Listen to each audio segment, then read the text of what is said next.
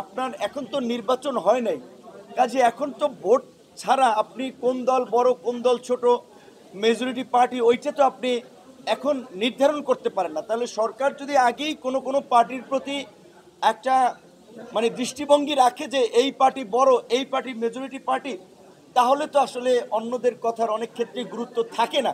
সেই ক্ষেত্রে আমাদের কাছে মনে হয়েছে যে এটা ঠিক যে ঐক্যমত্য কমিশন কিংবা সরকারের ভূমিকা কিছু কিছু ক্ষেত্রে একটু পক্ষপাত দুষ্ট হচ্ছে কিংবা কোনো কোনো দলের প্রতি বিশেষ একটা প্রাধান্য দেওয়া হচ্ছে।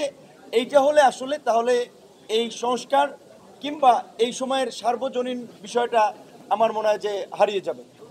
সকাল 11টা থেকে অনুষ্ঠিত মিটিংয়ে এখন পর্যন্ত 3টি বিষয়ের উপরে আলোচনা করে মোটামুটি ঐক্যমতে পৌঁছানো গেছে। প্রথম বিষয়টি হচ্ছে যে সংবিধানের 70 নম্বর অনুচ্ছেদের ক্ষেত্রে বিভিন্ন রাজনৈতিক দলগুলো 4টি বিষয়ে যে প্রার্থীরা যেন নিজ দলের বিরুদ্ধে ভোট দিতে পারে না, তার মধ্যে 2টো বিষয় ঐক্যমত পোষণ করেছে।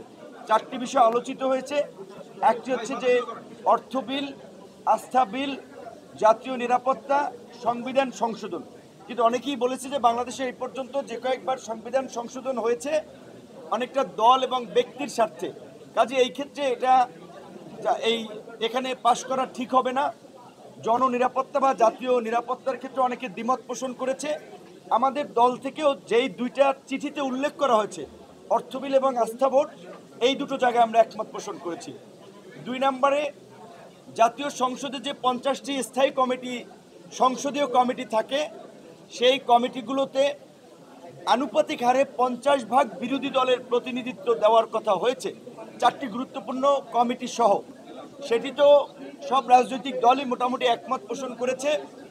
3 নম্বরে সংসদে নারীর আসন কিংবা নারীর প্রতিনিধিত্ব নিশ্চিত করার ক্ষেত্রে 100টি আসন সংরক্ষিত করার বিষয়ে সব রাজনৈতিক দলই কিন্তু একমত হয়েছে, আমরাও একমত। কিন্তু আমাদের মধ্যে আলোচনাটা হচ্ছে যে প্রক্রিয়া নিয়ে, প্রক্রিয়াটা কি হবে।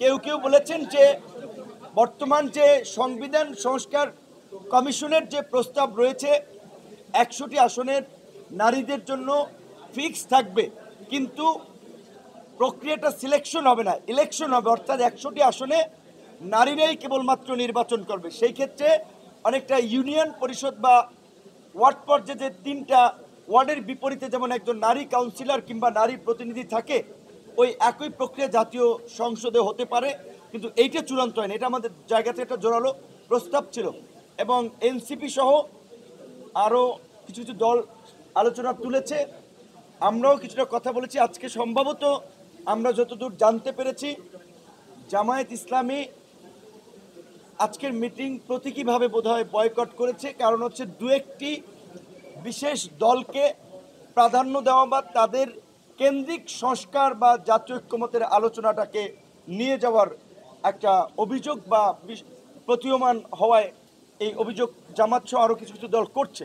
তবে আমরাও বলেছি আজকে আসলে এখানে এই যে রাজনৈতিক দলগুলোই তো সমস্ত জনগণের কিন্তু জনসমর্থন, তারা কিংবা এই গণ আন্দোলনে তাদের বাইরেও কিন্তু অনেকে গুরুত্বপূর্ণ ভূমিকা পালন করেছে। সেক্ষেত্রে পেশাজীবী সংগঠনগুলো, সাংবাদিক, শিক্ষক, চিকিৎসক, তাদেরও কিন্তু একটা গুরুত্বপূর্ণ মতামত নেওয়া দরকার। রাজনৈতিক দলগুলো সবার একেবারে মতামতকে প্রতিফলন করে না, এবং এইখানে যে কোন ক্রাইটেরিয়ায় যে কোন দলকে সিলেক্ট করা হয়েছে এইটাও আমরা জানি না। অনেক ক্ষেত্রে নাম সর্বস্ব দল, অনেক ক্ষেত্রে নিবন্ধিত অনিবন্ধিত, সেইটি নিয়ে একটা প্রশ্ন তুলেছে যে আজকে আমরা যে বলবো যে জাতীয় ঐক্যমত্য কমিশনে এতটি দল এই বিষয়ে একমত পোষণ করেছে, আসলে সেই দলের ক্রাইটেরিয়াটা কি। বিশেষ করে এখানে যে এই যেটা জুলাই সনদ কিংবা জাতীয় সনদ হবে, সেখানে বারবার বলা হচ্ছে যে বিভিন্ন রাজনৈতিক দল সিগনেটরি হবে। পাশাপাশি আমরা মনে করি পেশাজীবী সংগঠনগুলো এবং সমাজের অন্যান্য অংশীদারদেরও সেখানে একটা অংশগ্রহণ থাকা উচিত। এবং সর্বোপরি যেটি আমরা বারবার জোর দিচ্ছি, 90-এ 3 জোটের রূপরেখা হয়েছিল, ভালো ভালো কথা বলছে, লিখে দেন, সবাই মাইনে নিয়েছে। ক্ষমতায় গিয়ে কিন্তু ওই জীবনানন্দ দাশের কবিতার মতো যে কেউ কথা রাখে নাই, সেই জায়গাতে কিন্তু আমরা বারবার গণভোটের মাধ্যমেই এই সংস্কারকে বাস্তবায়ন এবং এর একটা লিগ্যাল বেসিস তৈরি করার জন্য আমরা আহ্বান জানিয়েছি।